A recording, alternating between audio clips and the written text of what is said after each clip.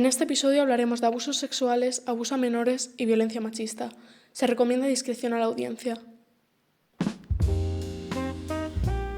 Cinematizando. Cinematizando. En Sonora.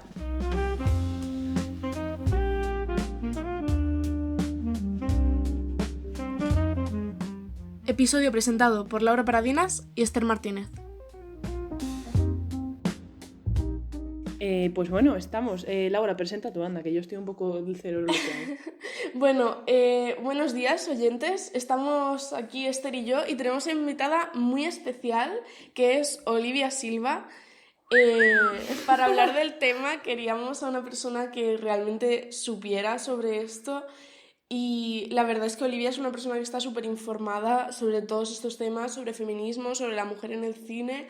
Entonces, Olivia, si te quieres presentar, adelante. Bueno, pues nada, lo primero, muchas gracias por traerme a este podcast, me hacía mucha ilusión participar y cuando me dijisteis que iba a haber un especial sobre el 8M, pues evidentemente me encantó la idea. Así que bueno, yo me llamo Olivia Silva, soy estudiante de comunicación audiovisual, soy compañera de Laura y de Esther en la Carlos III. Y efectivamente me apasiona el tema del feminismo, llevo informándome desde que era muy pequeña y el tema de la violencia de género en el cine pues es un tema que, dado la disciplina que estoy estudiando, pues me toca muy de cerca, así que encantada de estar hablando de esto con vosotros. Bueno, y también Olivia is a fellow musician. Luego te También, hacemos un también. shout-out, Olivia. No, Vale, ahora genial. mismo, que se haga autopromoción. Venga, Olivia. Bueno. Haz autopromo. Habla de futuros proyectos, sí puedes hablar de ello. Bueno, pues efectivamente, yo llevo haciendo música desde que soy pequeña y actualmente, pues el año pasado lancé mi primer single en todas las plataformas, está en Spotify, YouTube, etcétera, etcétera, etcétera. Y actualmente estoy trabajando en un proyecto más grande, experimentando un poco con el género. Pues yo normalmente hago tipo pop, me gusta mucho el rock, así que tiene siempre un poco de influencia de rock, siempre guitarras con una reverb así potente. Y nada, pues eso, me podéis escuchar. Mi single se llama Little Girl, escribo en inglés principalmente, y con Olivia Silva en Spotify os va a salir a todos, así que nada, si lo queréis escuchar, ahí lo tenéis.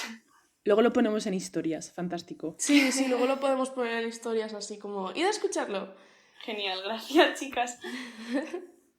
Y bueno, después de esta pequeña introducción de quién es Olivia, entramos en el tema que nos concierne hoy, que es básicamente, bueno, vamos a hablar de directores generalmente, luego también mencionaremos a algún productor y tal, pero sobre todo directores, que básicamente son ejemplos deplorables de lo que es Hollywood para la mujer.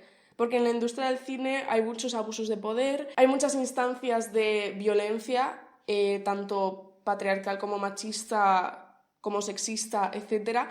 Y luego lo que queremos hacer es básicamente traer luz a estos casos, porque muchos de estos directores se siguen glorificando, pero una gran parte del público no conoce lo que han hecho realmente hacia sus actrices, hacia personas que trabajan con ellos, incluso sus mujeres. Y luego vamos a hablar de algo muchísimo más amplio en lo que Olivia sabe bastante más que nosotras, que es por qué ocurre y por qué a la mujer específicamente. Siento que he introducido fatal. En fin. No, lo has hecho muy bien. Para nada, súper bien. Sí. Vale, bueno, vamos a empezar con los casos que queremos tratar. Esther, si quieres elegir por cuál empezar. Pues yo del que tengo más notas es el de Harvey Weinstein, por si queréis empezar fuerte.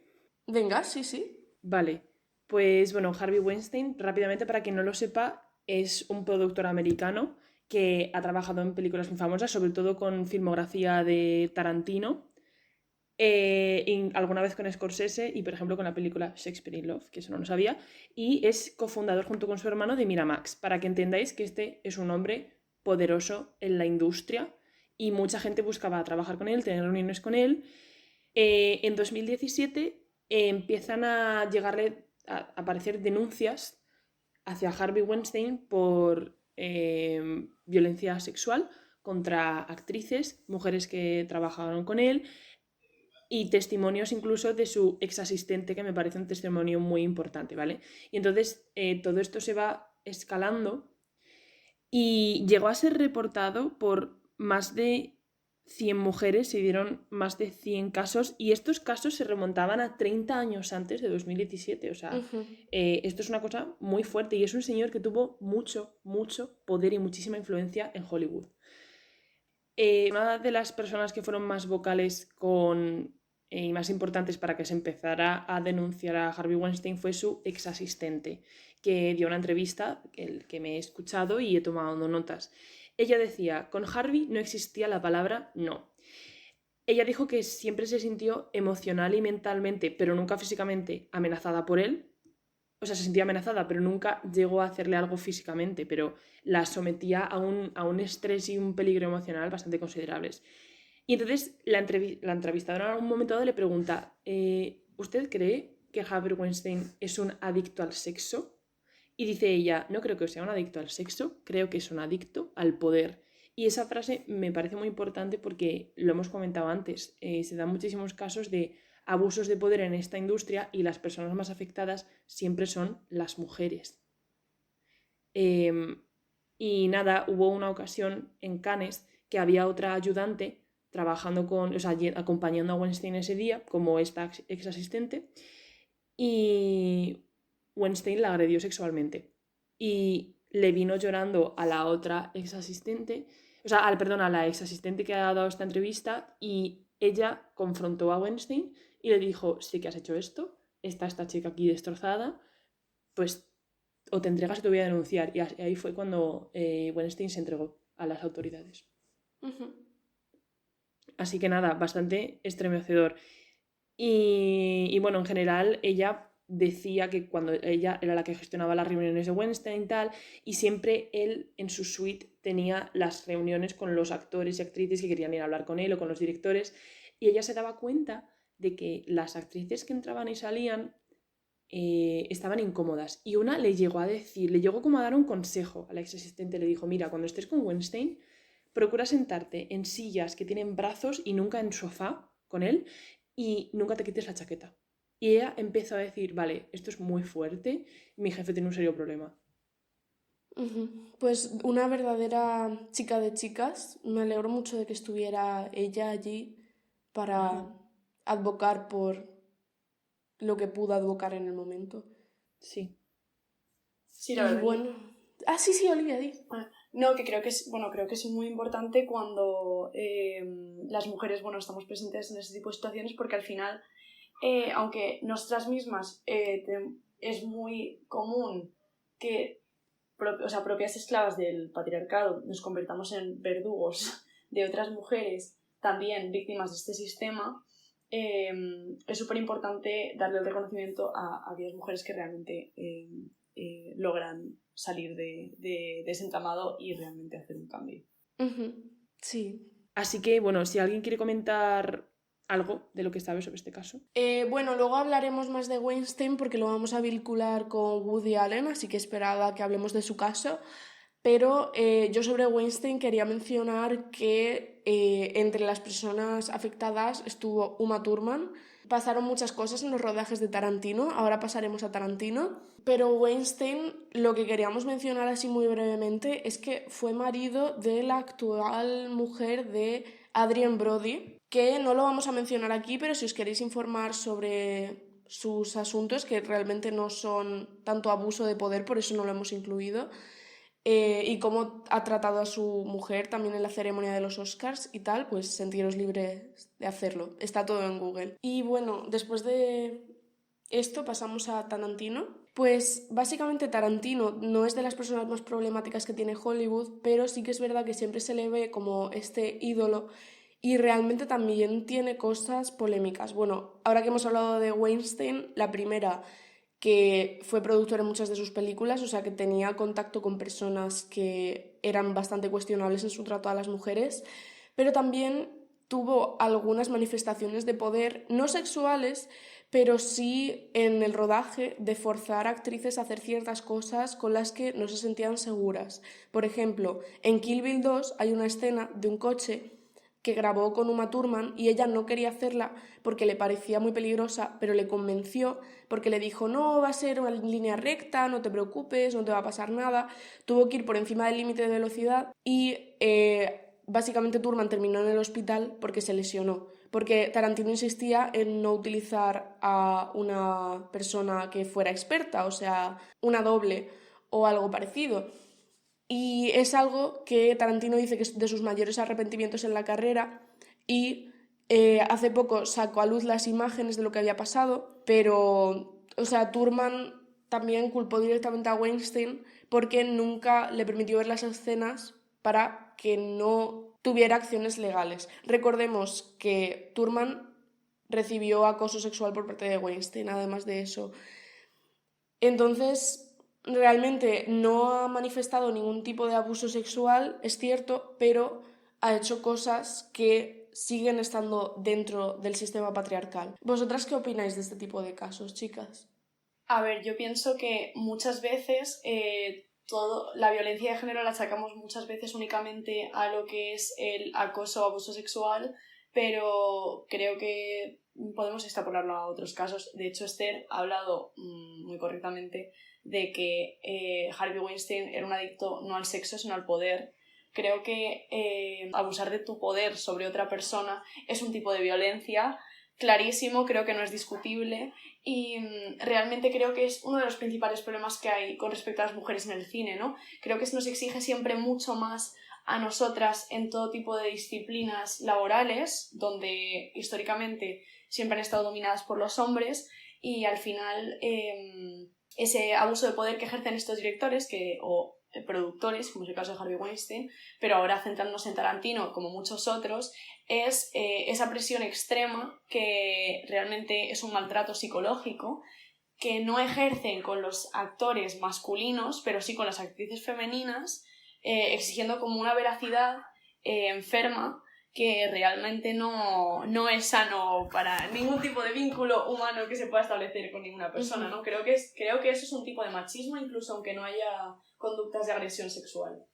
Y además pienso siempre que hay implícito una terrible falta de respeto solo porque esta persona no es un hombre. O sea que cuando abusan de poder contra una mujer de manera distinta a la que lo hacen contra un hombre, yo siento que es ahí un acknowledgement, digamos, a la desigualdad. Que están diciendo, ella no es igual que yo, porque es una mujer, yo estoy por encima, puedo ejercer esto y además, bueno, quiero decir, y como ha comentado antes Laura, instantes con Uma Thurman, que ella ha comentado más adelante cuando salió a la luz todo esto, habló de que, pues por ejemplo, le regalaba un ramo de flores y en la nota ponía, tienes muy buenos instintos.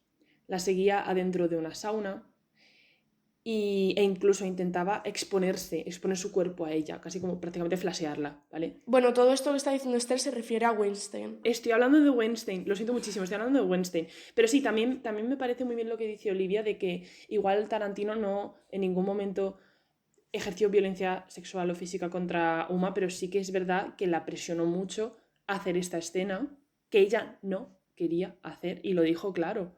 ¿Y qué hace falta para Uma para que le hagan caso? ¿Decirlo siendo un hombre? Pues no lo sé, no lo sé.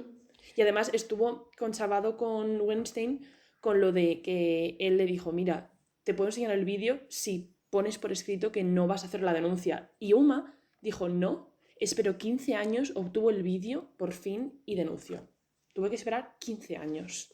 Y al final, pues eso, Tarantino sí que consiguió el vídeo, aunque al principio tampoco se lo distribuyó ni se lo proporcionó. Y sí que es verdad que Tarantino pidió perdón públicamente y le pidió perdón a ella. Sí, y Uma Thurman a Tarantino actualmente sí lo ha perdonado. Bueno, aprovechando que Esther ya ha abierto el tema de Harvey Weinstein, que tiene mucha amiga, como todos sabréis, porque creo que es uno de los casos más sonados de Hollywood, muchos no sabrán que tiene una estrecha relación con Woody Allen y con esa historia tan turbia que le envuelve a su persona, pero creo que la persona que mejor nos va a hablar sobre esto es Esther, que tiene más conocimientos. Así que nada, Esther, adelante.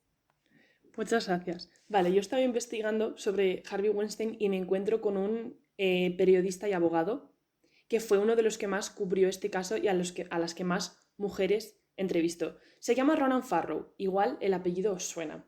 Su hermana se llama Dylan Farrow y los dos son dos de los hijos adoptivos de Mia Farrow, que fue pareja, no se casaron, pero fue pareja de Woody Allen. ¿Qué fue lo que impulsó a Ronan Farrow a empezar a investigar a Weinstein, a destaparlo todo y recopilar los testimonios de estas mujeres? El caso de su hermana, Dylan Farrow, porque Dylan Farrow fue abusada sexualmente por el que no era su padre como tal, ¿vale? Que era el novio de su madre, Woody Allen, pero que tuvo muchísima presencia en su infancia. Estamos hablando de cosas que le pasaron con 7 años, ¿vale? Esto es muy fuerte, con 7 años. Y entonces, más adelante, cuando ya es más mayor, empieza a ser vocal con el caso. Y su hermano Ronan le dice, pero ¿crees que te va a servir de algo? ¿Crees que te va a venir bien? ¿Crees que te va a ayudar? Igual no te viene bien porque es un señor muy poderoso. Y dijo ella, ¿sabes por qué lo voy a hacer? Por el resto de las mujeres, para que no pase más. Y entonces ahí fue cuando a Ronan Farrow se le iluminó el asunto y dijo, vale, o sea, aquí tiene toda la razón. Y se topó con el caso de Weinstein y empezó a trabajar en él. Así que, bueno, eso. Hay dos cosas de Woody Allen que veníamos a hablar hoy. El caso de su, bueno, no su hija, ¿vale? Pero de Dylan Farrow, lo que le pasó de niña, y más adelante con otra de las hijas adoptivas de Mia Farrow, que era más mayor, ¿vale? Que termina casándose con ella. O sea, una niña a la que vio crecer, ¿vale? Y aquí podríamos quizá hablar de grooming incluso, porque Ujú. es una persona que crió básicamente, que estuvo presente en su infancia y en su adolescencia, que ella ha reconocido en entrevistas que muchas veces en vez de depender de su madre emocionalmente, dependía de Woody Allen siendo menor y luego terminan casándose. Sí, sí. ¿Tienes algo que comentar sobre esto, Olivia? Que el otro día estuvimos, sí que es verdad que estuvimos hablándolo. Sí, bueno, es muy fuerte porque realmente en los testimonios de Sunji, que es como se llamaba esta chica, se Ujú. refiere muchas veces en un intento de justificar esta relación patológica que tenía con Woody Allen.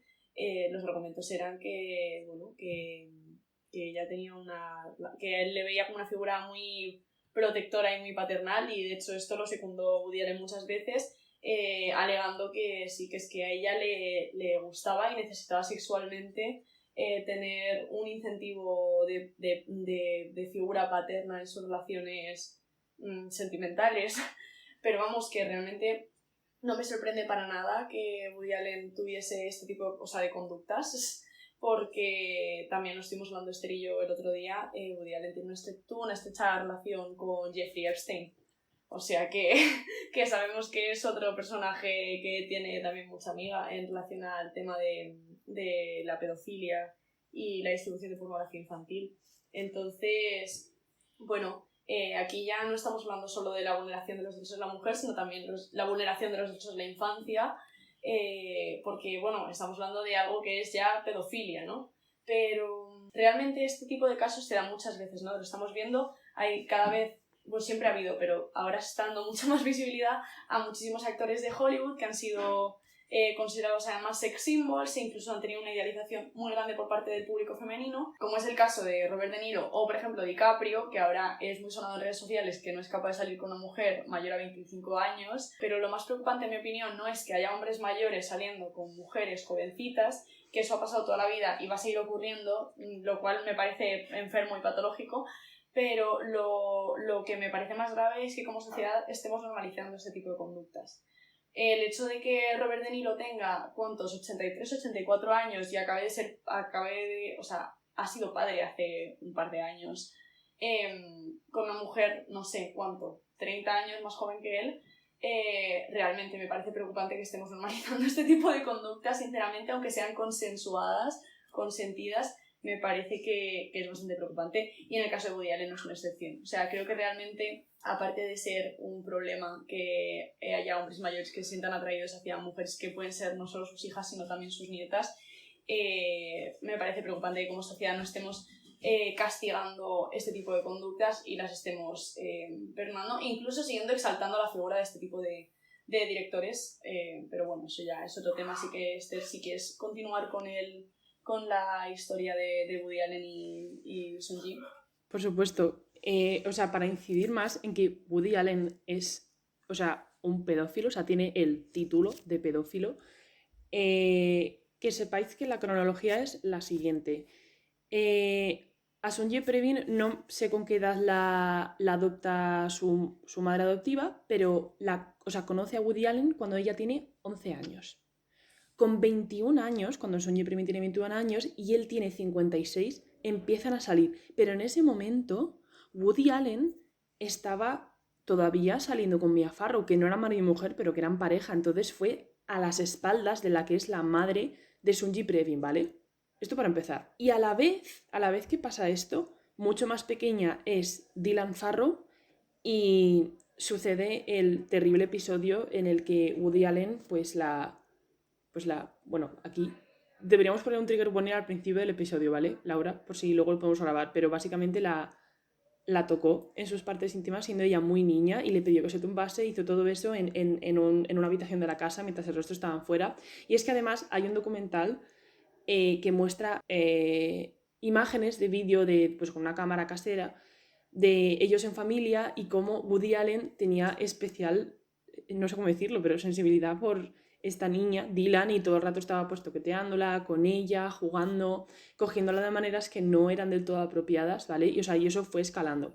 Vale, por esta época repetimos que está Woody Allen, que por un lado está saliendo con Mia Farrow y por otro lado a sus espaldas está saliendo con Sonjie Previn. ¿Cómo se entera Mia de lo de Sonjie? Se encuentra fotografías de ella desnuda por la casa y se lo enseña.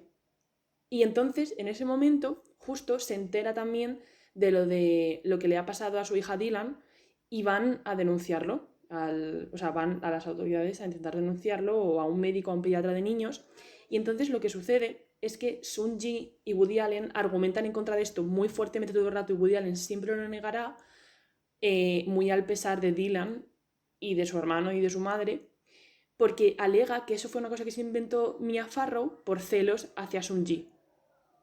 Y es todo un lío y una cosa más fea y horrorosa, no sé, horrible. La verdad es que un caso muy duro. Y bueno, hablando de casos que implican pedofilia, creo que estaría muy bien entrar a hablar sobre Polanski. Bof. Porque Polanski, que es el director de El pianista y Rosemary's Baby, fue acusado de abusar sexualmente de una menor. Obviamente tiene muchísimas más acusaciones, pero creo que esa es la más grave porque no solamente trata la violencia de género, sino que también pedofilia, y no ha tenido consecuencias hasta el día de hoy, ha seguido trabajando después de eso y Olivia nos va a explicar un poco por qué, a qué se debe esto. Bueno, pues realmente ahora este caso ha tenido más visibilidad, pero tiene mucho más trasfondo que esto, porque realmente por este caso de violación, que fue en 1973, tuvo lugar porque en Los Ángeles Polanski conoció a una chica que en ese momento era menor de 18 años y la invitó a una cena. Y durante esa cena la drogó, cosa que está confirmada. La drogó, la llevó a su casa y ahí la violó en su casa de Los Ángeles. Y estaba presente el actor Jack Nicholson, lo cual es muy fuerte. Y bueno, pues años después esta chica lo denunció y Polanski, que no fue el primer caso de acoso y abuso sexual que se había enfrentado, sí que tuvo sí que se enfrentó a una persecución legal, pero lo que hizo Polanski fue huir, se fue de Estados Unidos y nada, desde entonces no ha vuelto a pisar el país estadounidense para escapar la justicia, que en realidad sigue estando sujeto a esos cargos.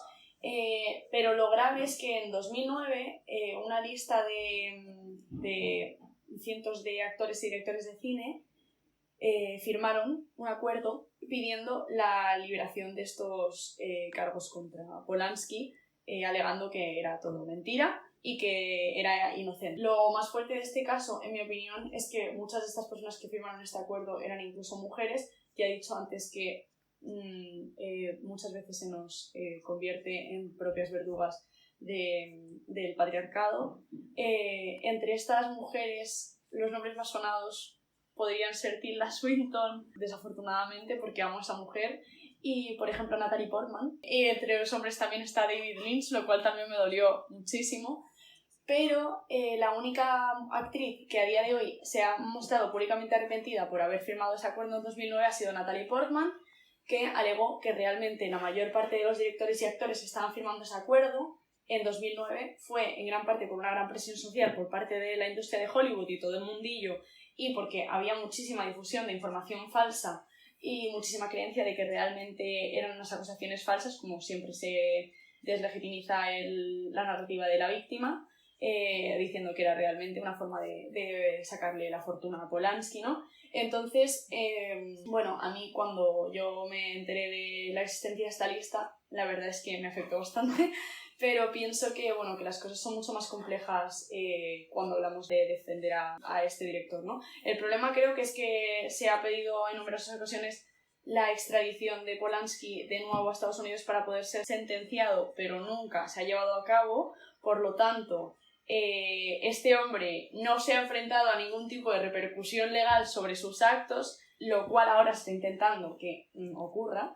Pero sí, bueno, me parece muy fuerte que no solo este hombre se pudiera salir con la suya después de tener numerosos casos de violencia sexual hacia menores de edad, que, como os he dicho antes, no estamos hablando solamente de violencia de género, sino también de pedofilia, sino que encima en 2009 hubiese un centenar de actores y directores de cine creando una red de protección del violador y del perpetrador de la violencia, para defenderle, sino que encima a día de hoy han pasado, imagínate, desde 1973, cuando tuvo lugar esta violación, han pasado no sé cuántos años y todavía seguimos viendo a ver si se le va a acusar o si no. Este hombre pudo seguir haciendo una carrera cinematográfica súper extensa y súper exitosa fuera de Estados Unidos sin enfrentarse a las repercusiones legales. Es que vamos a ver, yo no le voy a quitar mérito a las películas de Polanski, me parece un gran director, ahora me parece un asco de persona, también te digo, y me parece que por muchas joyas que nos haya podido brindar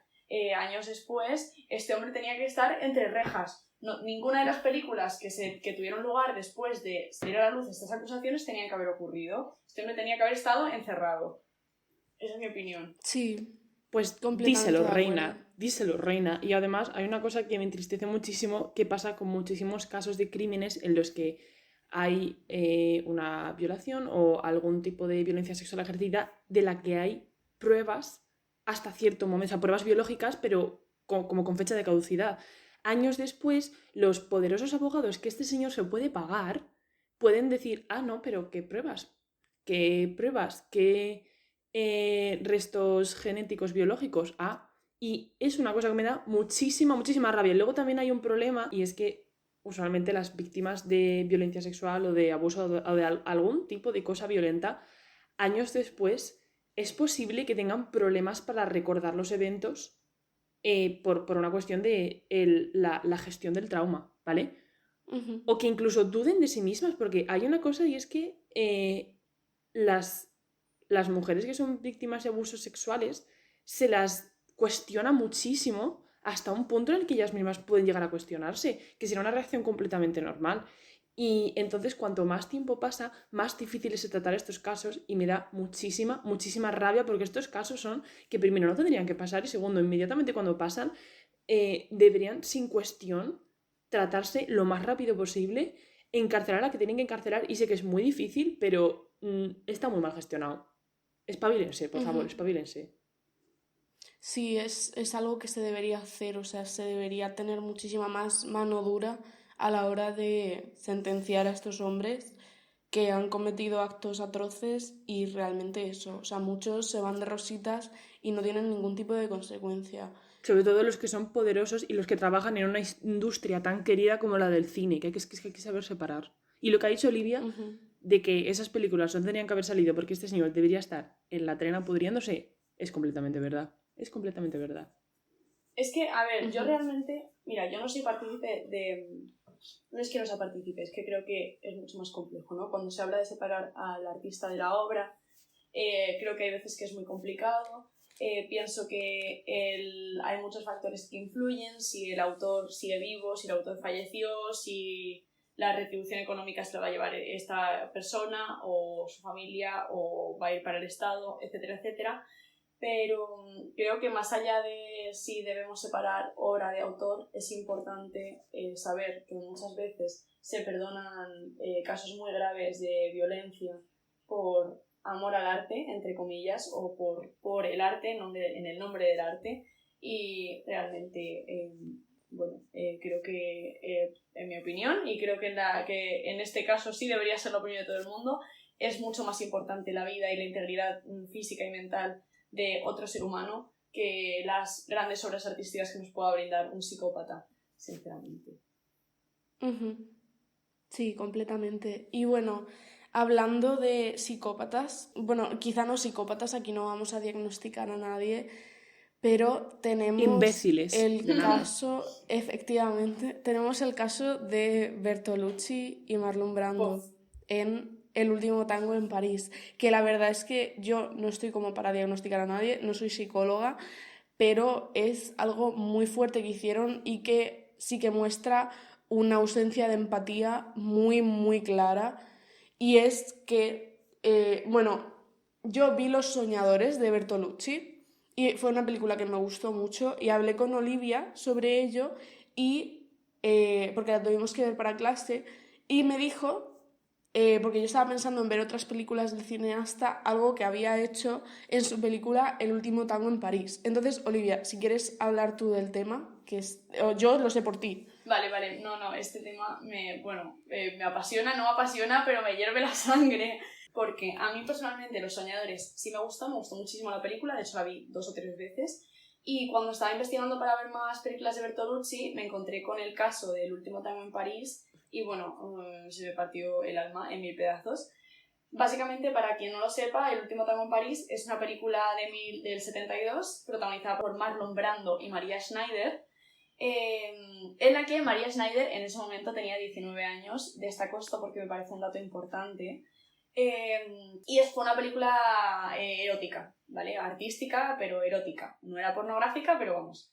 El caso, en esta película, por encima de todas las escenas destaca una que es conocida como la escena de la mantequilla, en la que hay en la que se ve una violación de Marlon Brando hacia Maria Schneider, hacia el personaje de Maria Schneider, en el que se utiliza mantequilla como lubricante.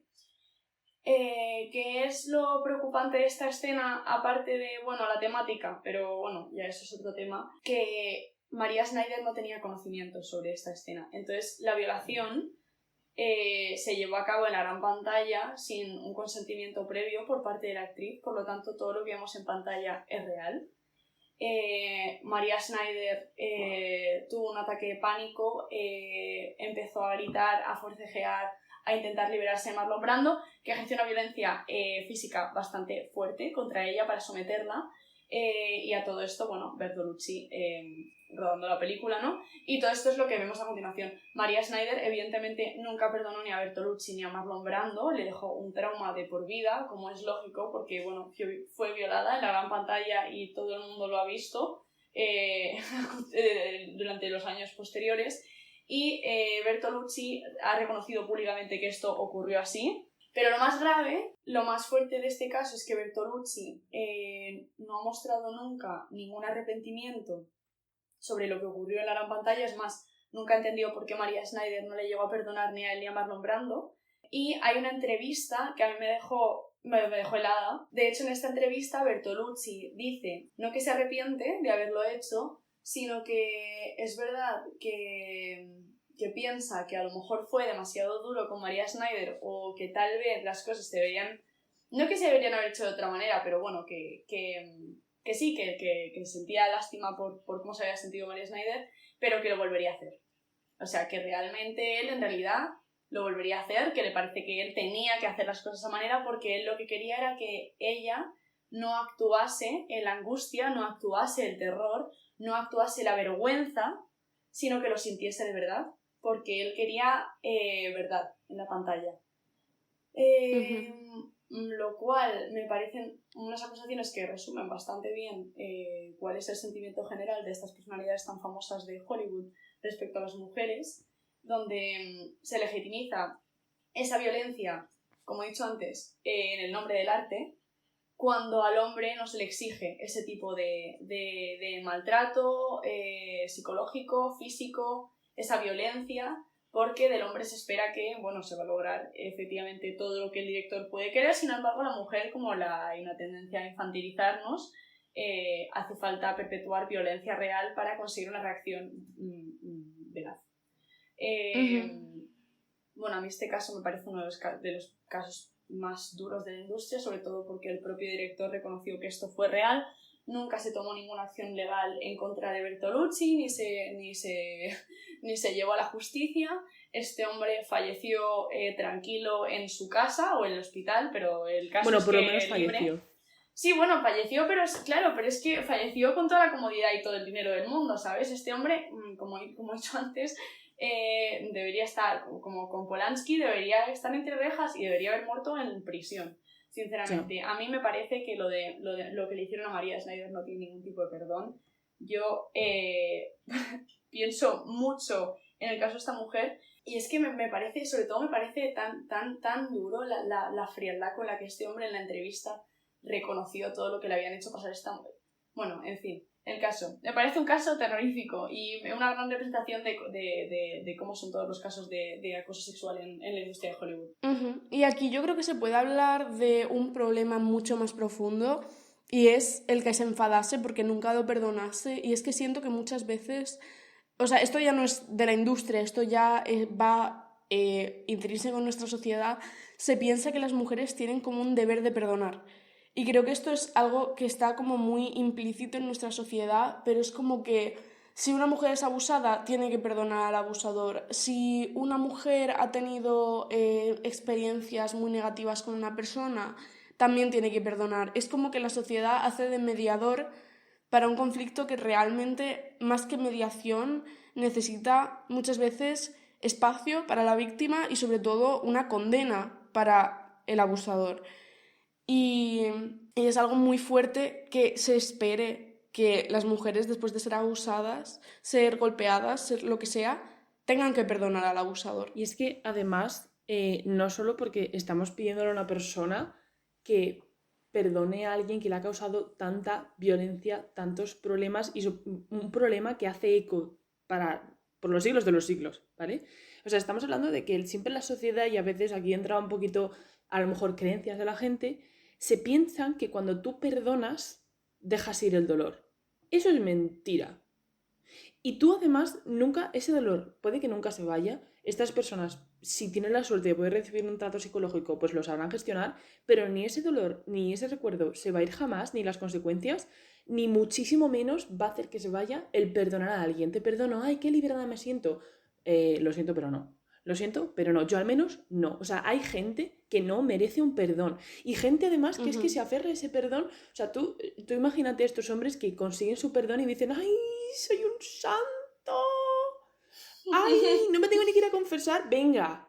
Sí, venga. o sea, muchas veces la disculpa a quien ayuda es al perpetrador y no a la Claro, víctima. exactamente. Gracias, Laura, por condensar mis liosas palabras. Pero es que me pone... No, es que tienes que perdonar. Que no voy a perdonar nada. Que no te perdono nada. No te perdono. Punto. Sí, bueno, y además Punto. pienso que a las mujeres, en relación con lo que habéis dicho las dos, tiene mucho que ver con que a la mujer siempre se le exige unos niveles de empatía y de adaptación social muchísimo Que más ellos a no los hombres. tienen. Totalmente Que de no acuerdo. tienen. Bueno, perdón, es que... No, es que entiendo, es que a mí me parece muy frustrante. Es que es una doble Sobre moral. todo, no, y sobre todo, vamos a ver, somos tres mujeres que nos queremos dedicar a la industria del arte en distintos ámbitos, pero vamos, yo llevo haciendo interpretación desde que soy muy pequeña, me gusta la realización cinematográfica y evidentemente siempre somos más vulnerables que un hombre a la hora de entrar en la industria porque somos posibles víctimas de casos de abuso de poder, de acoso sexual. Es que no estamos, realmente es en cualquier ámbito laboral, no solamente en el ámbito artístico, pero realmente somos posibles víctimas de cualquier tipo de caso de violencia, ¿no? Entonces, realmente, cada vez que te enteras de estos casos, ya no solo porque ocurran, sino por cómo lo integra la sociedad, ¿no? Porque el hecho de que haya todavía discusiones a día de hoy sobre si realmente lo que hizo Bertolucci tiene una justificación o si realmente, bueno, sí es terrible, pero al final es un gran director. Vamos a ver. Es que el hecho de que tú le des un reconocimiento a su obra a nivel de calidad, no al último tango en París, estoy hablando de otras películas, no quiere decir que tengas que defenderle a él como ser humano. O sea, vamos a ver. A mí me parecen bien ambas posturas, ¿eh? La gente que defiende que no hay que separar al artista de la obra y la gente que defiende que sí que hay que hacerlo. Entiendo que cada persona, por sus propias creencias, puede tener distintas visiones sobre el asunto, pero pienso que lo que a mí me parece súper importante es que aunque a ti te guste mucho la obra, entender que esa persona puede que muy bien de la cabeza no esté, también es importante, ¿sabes? Y ser consciente de las cosas que ha hecho, cosas muy graves. Ya no estamos hablando de errores, estamos hablando de actos violentos, premeditados y postmeditados, porque este hombre lo meditó mucho después y llegó a la grandiosa conclusión de que lo había hecho perfectamente y de que, bueno, que sí, que pobre mujer, pero que es que él lo tenía que hacer así, ¿sabes? O sea... Y que lo volvería a hacer, dijo que lo volvería a hacer, lo cual me parece que, teniendo en cuenta que es una entrevista grabada, vista por todo el mundo, que no hubiese un equipo legal que arremetiese contra este hombre y le encerrase, me parece preocupante. O sea, no es un violador en potencia. Es un perpetuador de la violación. O sea, vale, él no llevó a cabo la violación, ¿no? Pero de algún modo no obligó, porque no, sinceramente no creo que hiciese falta mucha obligación. O sea, no creo que le hiciese falta obligar a Marlon Brando Lo permitió. para que No, llevase... de hecho, fue Lo una idea que supervisó, tuvieron lo los aprobó. dos. Sí, sí. Antes, de hecho, lo que pasó es que estaban en una cafetería comiendo y no sabían cómo hacer que la escena fuera realista porque la actriz no iba a llegar al nivel de exigencia de la visión que tenía, ¿no? Obviamente esto es sarcasmo. Lo he pillado hasta yo, imagínate. Vale, pero lo quería señalar por si acaso. Y básicamente estaban desayunando, miraron la mantequilla y dijeron con estas palabras que no tuvieron que decirse nada más y que sobreentendieron que eso es lo que iban a usar para hacer que la reacción fuera real. Cabe destacar que uno de los comentarios que hicieron después es que una de las principales razones por las que pensaban que Maria Schneider no iba a estar al nivel de la escena que querían llevar a cabo era por la edad, porque era muy joven, lo cual me parece que suma más gravedad al asunto. Igual tendrían que haberlo pensado tan solo un poquito más para llegar a una conclusión diferente, pero se quedaran hoy. Es que yo creo que estos son este tipo de hombres que, por supuesto, a ver, a mí, que nadie me venga llorando porque las cosas son como son. Tanto Olivia como Laura como yo conocemos a un montón de hombres de nuestra edad o de otra edad que son absolutamente fantásticos, deconstruidos, majísimos, estupendos. Lo que pasa es cuando llegan algunos hombres y dicen, no, pero es que not all men, pero always men, ¿vale? Y además yo creo que esto que acabo de decir no hace falta para las personas que nos conocen, los chicos que nos conocen, que escuchan este podcast, porque no se dan por aludidos con esto, porque no son perpetradores de esta violencia. Y si te ofende que hablamos de estas cosas y te sientes como súper mega culpable o súper violentado por esto, a lo mejor es que tienes un problema.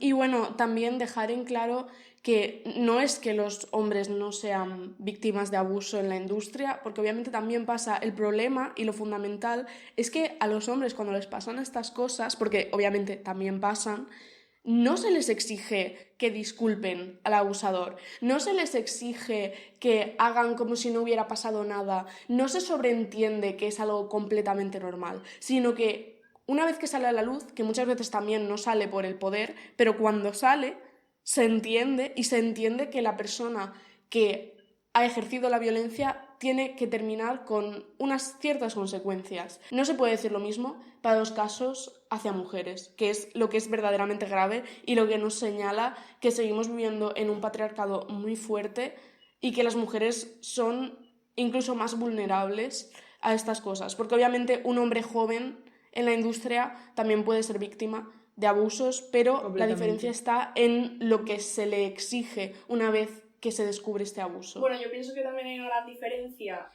no solo con lo que has dicho tú, Laura, que estoy completamente de acuerdo, sino en que evidentemente, hay casos que han salido a luz a lo largo de los años sobre mujeres que han ejercido violencia doméstica o sexual hacia hombres, Y también hombres hacia otros hombres. Por Eso supuesto, es muy sí, común. por supuesto. Pero creo que el problema de las mujeres, o sea, es importante, evidentemente, vamos, a mí me parece súper importante la visibilidad de esos casos también, pero la diferencia es que muchas veces se intenta pintar con el mismo color este tipo de casos, y realmente la diferencia está en que eso es una violencia muy grave, pero no es una violencia sistemática. Exacto, es una cosa, sí. es un hecho aislado puntual. Claro, el problema que existe con la violencia hacia la mujer es que es una violencia sistemática. Es una violencia no solo que sea muy común, ni solo que se nos exija una respuesta diferente a la que se le exija a los hombres, sino que hay un sistema que está sosteniendo todo este tipo de actos de vulneración de los derechos. Es decir, en el momento en el que existe algo que mucha gente niega, que es la cultura de la violación, ¿no? Yo antes me he referido a estas personas como psicópatas, ¿no? En realidad es un término que normalmente en mi vida cotidiana suelo evitar utilizar en estos casos porque pienso que lo más preocupante es que estas personas no son psicópatas. Estas personas saben muy bien lo que están haciendo y el problema es que piensan que tienen derecho a hacerlo, pero no es porque tengan un tipo de psicopatía que les impida tener empatía.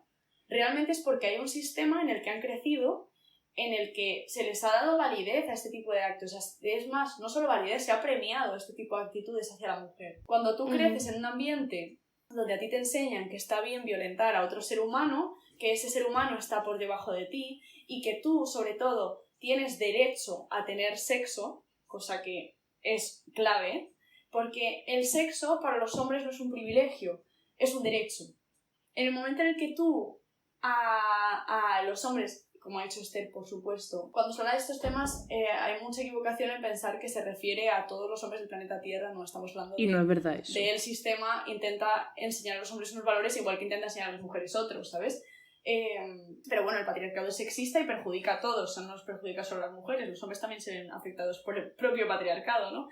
Y por el machismo, mismamente. Pero cuando tú tienes una sociedad que a través de la educación, a través de los medios de comunicación, a través de la ficción, de los libros, las películas, le enseña a los hombres que ellos tienen derecho a tener sexo, entonces realmente ahí es donde viene el problema, ¿no? Porque si tú tienes derecho a tener sexo, entonces da igual lo que haga falta, que tú vas a conseguir eso porque tienes derecho a tenerlo. Entonces da igual que tú pases por encima de los derechos fundamentales de otro ser vivo, porque tú vas a obtener lo que tú estás destinado a tener, porque es que es un derecho tuyo y has nacido con ese derecho. Entonces, creo que el problema es que es una violencia sistemática. En el momento en el que empecemos de raíz, y yo creo que desafortunadamente tengo una visión muy pesimista respecto a este tema, será dentro de muchos años, muchos años. Ojalá que no, ojalá que esté equivocada, pero sinceramente siguen ocurriendo muchas cosas que ocurren hace muchos años. Pienso que hemos avanzado en muchísimas cosas, pero no seguimos exactamente igual que antes. Lo que deberíamos hacer es intentar educar a las personas, a todos los seres humanos desde un inicio, una educación muy primaria, para acabar con esta cultura de la violación, porque realmente cada vez salen más casos de niños de 7 años abusando, no acosando, abusando sexualmente de compañeras de su misma edad, 7 años, por la alta exposición a la pornografía. Y además, si estamos enseñando a la gente desde que somos pequeños que las figuras importantes como deportistas de élite o, en este caso, actores, directores, productores, etc., tienen una impunidad prácticamente absoluta sobre los actos de violencia machista que puedan ejercer sobre las mujeres, entonces es que apaga y vámonos, ¿sabes? O sea, hay una creencia muy tóxica de que si tú tienes poder y tienes dinero, puedes hacer con la mujer lo que a ti te dé la gana. O sea, y nadie te pueden perseguir, pero siempre va a haber alguien que te vaya a pagar la fianza. O sea, es que aunque entres a la cárcel vas a salir. Las condenas van a ser mínimas y luego encima, la mayoría de los casos ni siquiera se toman acciones legales. O sea que, bueno, en fin. Y bueno, Nada más que decir. Después de este inciso, entramos en los últimos casos que están muy relacionados con Bertolucci porque son también sobre directores pensando que sus actrices protagonistas no iban a dar la talla. Tenemos el caso de Kubrick y El Resplandor, donde donde atosigó tanto a Shelley Duvall con su actuación y grabar las escenas una y otra vez hasta llegar al nivel de desesperación máxima al que la sometió Kubrick, que dejó de actuar. Lo cual es muy triste. Y Olivia tenía algo que decir al respecto, porque el tema es que el actor, aunque se exigió mucho a sí mismo, no dejó la actuación después de esta película. Es que, claro, eso es lo que hablábamos antes, ¿no? A la mujer realmente, desde los inicios del cine, bueno, y ya he dicho antes, de otras disciplinas, se nos ha infantilizado siempre, ¿no? Entonces, realmente el hecho de que, aunque es verdad que Jack Nicholson, que ya hemos dicho antes que estaba vinculado a la violación, a una de las violaciones de Polanski hacia una menor de 13 años, este hombre, aunque se puso mucha presión a sí mismo, porque hay muchos actores de método que lo dan todo y que se someten a situaciones de estrés y de no sé, situaciones climáticas extremas o corporales, etcétera, que luego tienen secuelas psicológicas después de terminar los rodajes. Este hombre la presión se la impuso a sí mismo, y aunque pueda haber una presión por parte del director de unas expectativas, una necesidad de llegar a unos niveles emocionales interpretativos extremos, a la mujer siempre, como hemos dicho antes con María Schneider, siempre hay una creencia de que hace falta... No una creencia, es que es lo que hemos dicho antes. Cuando tú piensas que tienes derecho a hacer lo que quieres con otra persona porque tienes más poder que ella y porque la sociedad te ha hecho entender que es que hagas lo que hagas vas a tener una impunidad absoluta, pues es normal que Kubrick, una personalidad bastante excéntrica, quisiese para su película que Shelley Duvall llegase a unos niveles de estrés tan altos como para que quisiese dejar la actuación. Me parece tristísimo, la verdad. Y me parece que eso, es que no estamos hablando de una violencia sexual o una cosa sexual, pero estamos hablando de una violencia psicológica que entra dentro del marco del machismo porque, como hemos dicho antes, es sistemática. O sea, es que aunque tú ejerzas una violencia hacia otros actores, que por supuesto es importante darle visibilidad, aquí el punto en común es que son mujeres. Y no es solo porque sean hombres a mujeres, es porque hay un sistema que está respaldando este tipo de violencia. Me parece el mismo caso, pero vamos, sin hablar de sexo, ¿no? Me parece que es hablando de lo que ha dicho Esther, del poder, el abuso del poder. Y un caso que está muy vinculado por el parecido es el de Hitchcock en Los pájaros, con la actriz protagonista Tippi Hedren. Y este es un caso en el que básicamente esperaba muchísimo de la actriz, pero a un nivel personal. Ella en esta época tenía una hija y Hitchcock esperaba básicamente que estuviera disponible constantemente, que siempre que la llamase estuviera para él. Esperaba una cercanía muy extraña, ya no solamente en el set de rodaje, sino fuera, en su tiempo libre. Y claro, ella se sentía muy hostigada, muy atosigada por esto, y decía que no estaba en un punto de su vida como para atender a estas necesidades que Hitchcock tenían y que realmente no tenían absolutamente nada que ver con su desempeño profesional. Aquí me gustaría destacar algo que, si bien el tema no es gracioso, esto pues arrojar un poco de comicidad sobre este tema porque ya es que es surrealista, entonces ¿qué nos queda? Bueno, aparte de ese tipo de comportamientos bastante repulsivos que Hitchcock tuvo hacia Tippi Hedren, ella posteriormente alegó que la había violado, y Hitchcock, lo interesante aquí de todo esto es que Hitchcock tuvo unas conversaciones muy famosas con el cineasta francés Truffaut, en las que hablaron sobre este tema porque, bueno, Truffaut le decía que, bueno, que aunque Hitchcock siempre había dicho que él no quería hacer películas verosímiles, etcétera, etcétera, bueno, que La sombra de una duda sí era una de las mejores obras, así que había, bueno, muy plausible, etcétera, etcétera, etcétera. Y entonces, en este tipo de conversaciones, Hitchcock habló, pues, de eso, de la presión que le había exigido a Tippi Hedren en sus películas para llegar a un nivel de realismo extremo, poniendo en riesgo su salud mental, y hablando de estos encuentros sexuales no consensuados, estas violaciones, dijo textualmente Hitchcock: «Solo soy un humano a fin de cuentas». Y yo cuando escuché esta frase, es que yo no sé, es que lo estoy hablando Esther y yo porque le puse esto, porque es que yo no sé si conoceréis la canción El jardín prohibido, ¿vale? Que Por cierto, la canción no la puedes poner, pero puedes leer la letra, pero o sea, es por lo de los... En el podcast igual tenemos problemas en el podcast. Por los derechos. No te preocupes. Lee la letra, porque la letra lo dice todo. Vale, la interpretó, bueno, el cantante Sandro Jacobe. Por si no sabéis, bueno, esta canción habla sobre un hombre que le está pidiendo perdón a su mujer porque se acostó con la mejor amiga, ¿vale? Le puso los cuernos con la mejor amiga, algo muy noble, claramente. Y entonces, en esta canción dice... no lo volveré a hacer más, me he dado cuenta de que eras tú, ¿no? Siempre fuiste tú, no sé qué. Y entonces dice la vida es así, no la he inventado yo. Si el placer me ha mirado a los ojos, yo me he dejado llevar por mi cuerpo y me he comportado como un ser humano. Lo siento mucho, la vida es así, no la he inventado yo.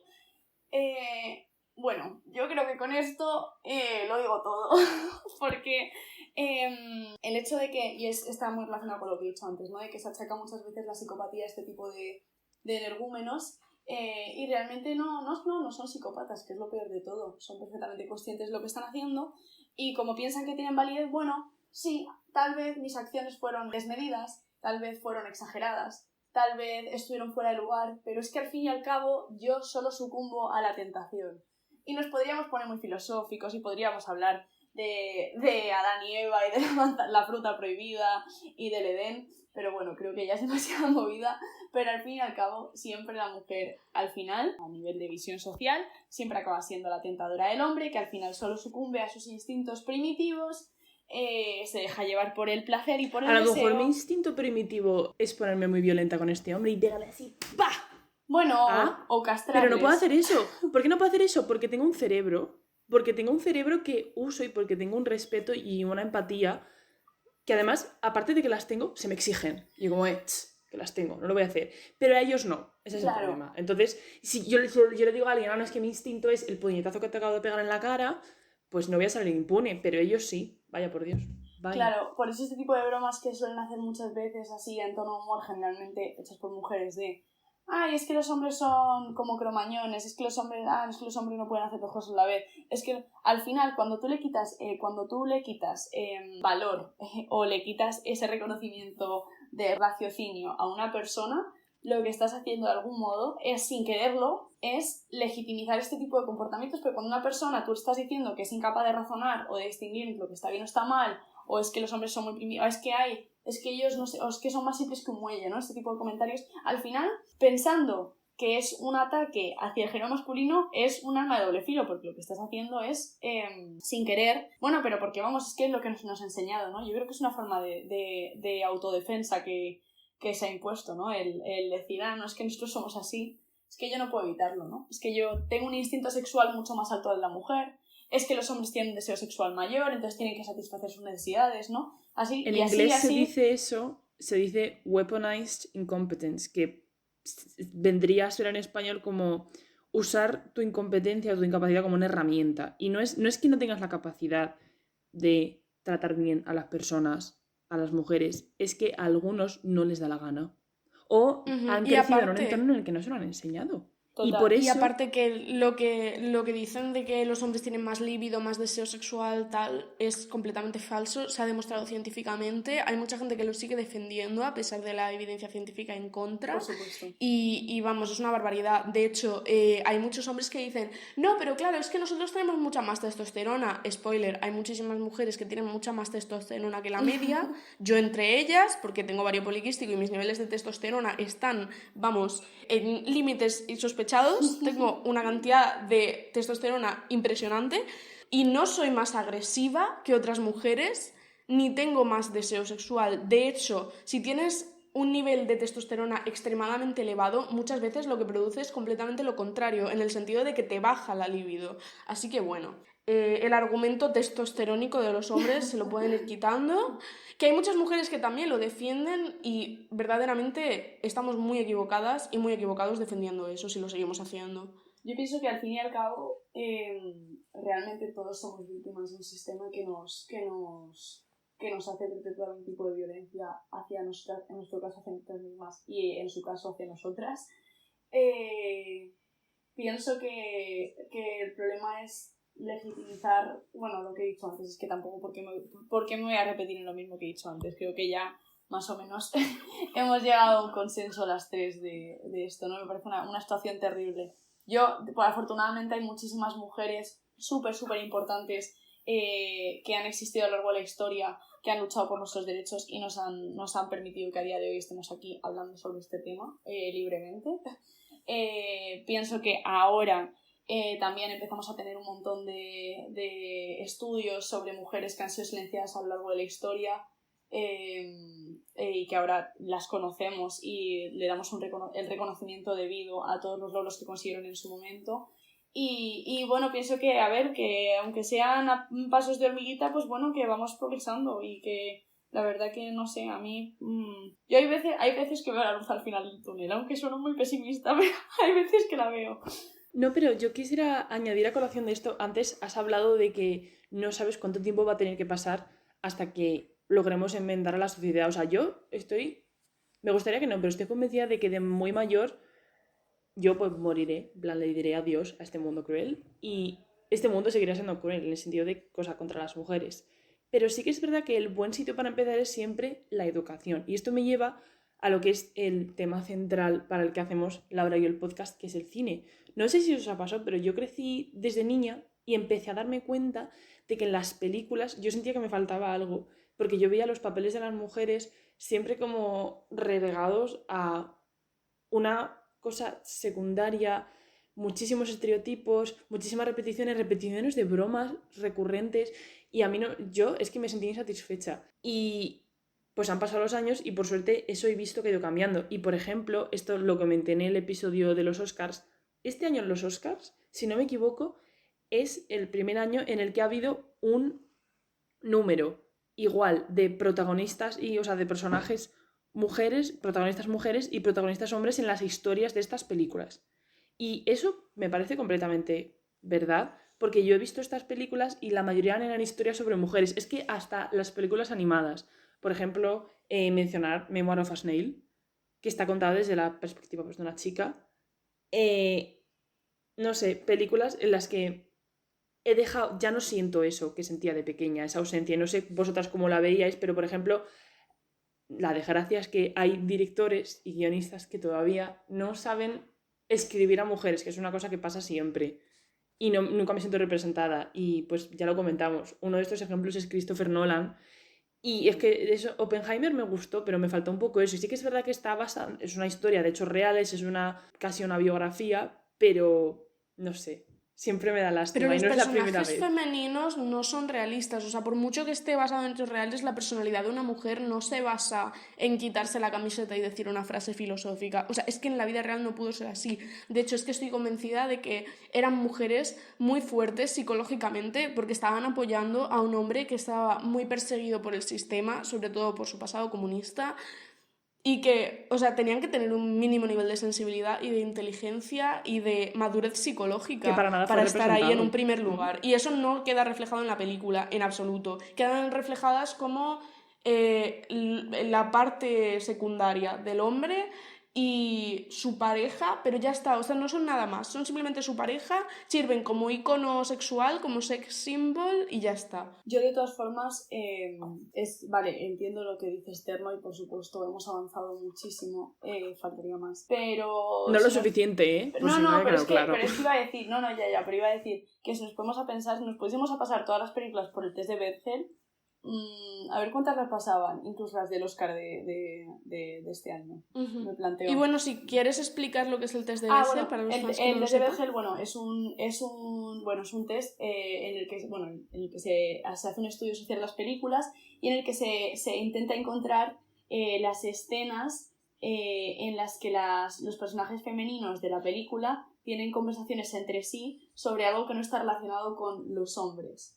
Y cuando una película pasa el test de Bechdel es que tenemos un gran metraje de escenas en las que hay mujeres que hablan entre ellas sobre otros temas, ¿no? Que no son los hombres, pero hay muchas que no. De hecho, en El Señor de los Anillos, por ejemplo, creo que la única escena que pasa el test de Bechdel es una en la que dicen, sí, me pasas el pan. Entonces... De hecho, por desgracia, hoy nosotras no pasamos el test de Bechdel, vaya por Dios. Vaya, cachis, es verdad. Pero en el Instagram vais a tener posts solamente de mujeres. Que es verdad que aquí, en vez de hablar de mujeres, pues por una vez queríamos hablar de los casos que quizá no reciben tanta atención mediática, pero que hay que tener en cuenta. Sí. Pero bueno, lo que quiero decir es que al final muchas veces seguimos. De hecho, una de las películas que me encantó de este año es La Infiltrada. Es una película española, bueno, que ganó el Goya, de hecho, la mejor película junto con el 47.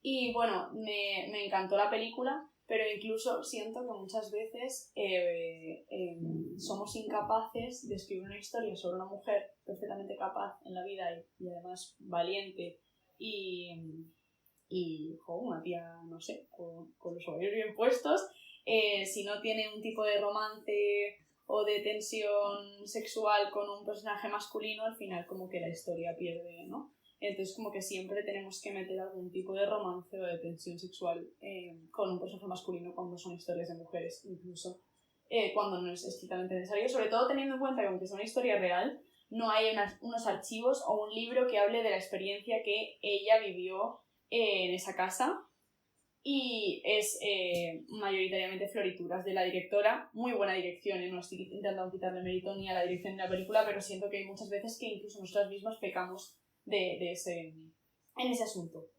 Uh-huh. Y bueno, después de estas importantes palabras de Olivia, queremos ir cerrando. A modo de conclusión, Olivia, si pudieras hacer un repaso de por qué ocurre y por qué a la mujer específicamente, para cerrar bien el capítulo, a modo de conclusión. Bueno, yo pienso que lo que hemos hablado antes, ¿no? Que realmente vivimos en un sistema patriarcal que nos afecta a todos, que nos enseña que hay una serie de comportamientos muy patológicos y muy violentos hacia un sector de la sociedad en específico por el simple hecho de ser, que están validados por las instituciones, que nos llevan a ejercer que lleva al hombre a ejercer un paternalismo sobre nosotras, ¿no? Y una infantilización que legitimiza todo este tipo de violencias, en este caso en nombre del arte. Pienso que es muy peligroso y bueno, al final lo bueno es que como hemos también discutido a lo largo del podcast, que cada vez hay más mujeres que dan la cara las unas por las otras y por nuestras mismas, y que bueno, que estamos construyendo un movimiento también muy importante de defensa de los derechos humanos, ¿no? Y bueno, aunque todavía nos queda un largo recorrido por hacer, pienso que estamos en ello. O sea, que pienso que más o menos al menos sabemos lo que está ocurriendo y sabemos por qué ocurre, que eso es lo más importante. Y luego ya el resto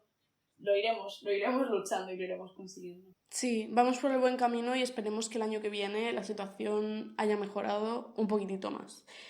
Un paso cada vez. Y bueno, con esto, muchísimas gracias por venir aquí como invitada, Olivia. Nada, muchísimas gracias a vosotros por invitarme, me ha pasado genial hablando con vosotras. Bueno, y para terminar, nos vemos hoy en las calles pintándolas de morado, que hay que seguir luchando por nuestros derechos, que yo estoy segura de que lo vamos a acabar consiguiendo tarde o temprano, aunque no vivamos para verlo, pero lo vamos a conseguir.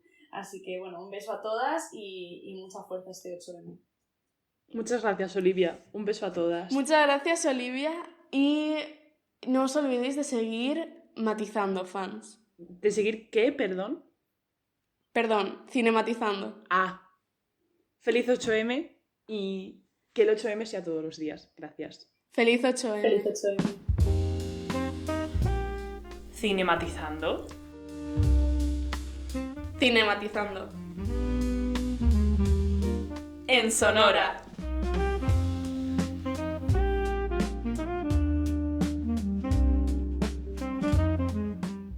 Episodio presentado por Laura Paradinas y Esther Martínez.